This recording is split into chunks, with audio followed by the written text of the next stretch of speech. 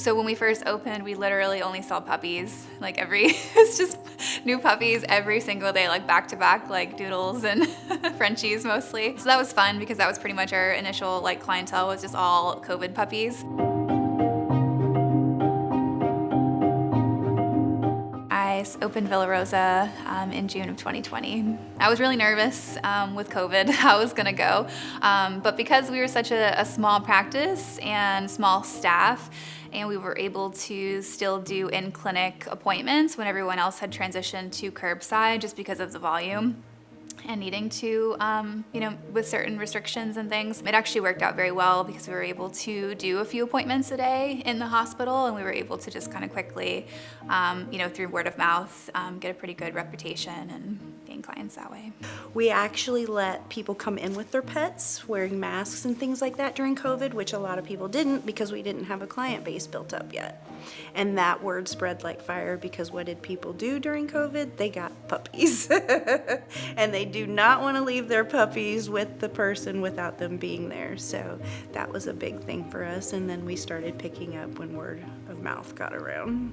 So I always knew that I wanted to, that I had like a little bit of a different idea for how I wanted my clinic to be, which is a little out there somewhat, but I wanted it to have this very like homey feel, which can kind of seem maybe a little unrealistic, but it actually, it takes a little bit more work to maintain it, but it works very, very well for us as far as trying to maintain like more of a fear-free experience and just like a positive, more relaxing experience. Everybody loves it. From the minute they walk in, it's almost like the tension leaves the owner, which then in turn makes the pet more relaxed. I hear a lot of people are like, oh, my pet doesn't do well at the veterinarian. But when they come in here, it's very relaxing. It's quiet. There's not a lot of pets in the waiting area. We work really hard to make sure there's not a lot of noise and things like that. We have our dog-specific rooms on one side and a cat room on the other side to try and sort of separate them to make it quieter for cats. Even just for scheduling, we try and schedule cats at quieter times. We also incorporated our scale into the floor, so it's flush with the floor, so the dogs don't have to jump up onto the scale. So dogs with arthritis, it's easier for them to walk on, and they don't notice it quite as much. So that was a big thing for me, is having that. We use washable rugs in all of the exam rooms so that it's not as slippery for the dogs, and they sort of do seem to be tricked a little bit that it's not a vet clinic and that it's more of their own home and they can sit on the couch. It was really important for me to try and make this a better environment for dogs than, in some places that it might have been, or just kind of generally how things are run sometimes, and trying to make it a better experience for everybody. So I think we do very well with a lot of anxious dogs or nervous dogs and cats that may not do well in busier, like louder clinics, just from the noise level or kind of like a rushed environment. So we take our time. We try and let the dogs get used to us first and use a lot of treats and toys and things. This whole practice is a different concept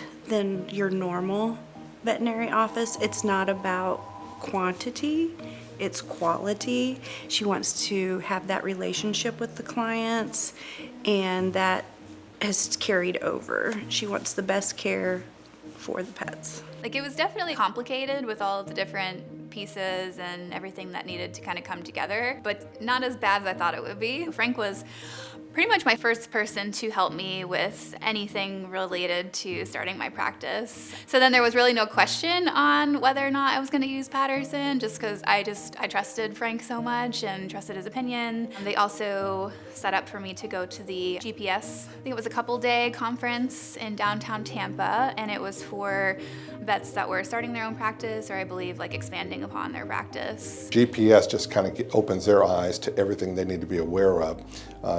In veterinary medicine, the doctors are practicing medicine on a day-to-day basis, but what GPS brings to the table is the business side of things and the construction and everything moving forward. Oh my gosh, Sean and Frank were amazing.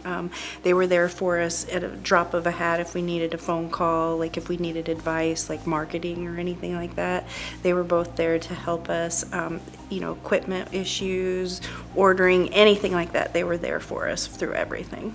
Dr. Esposito is such a great customer of ours. We've really gained a friendship through the years, of working together, and that's the biggest thing about this experience of going from, GPS all the way through building out your practice. you create great bonds and friendships. Sean did a lot of help with the architecture as far as some of the walls being needed to change and just sort of how we were going to lay things out in here. But we didn't have to do a lot of construction on it, but Sean was very helpful in getting all of the design things together. Whether she needs new equipment, service on her equipment, or day-to-day ordering, Patterson has everything she needs at one phone call.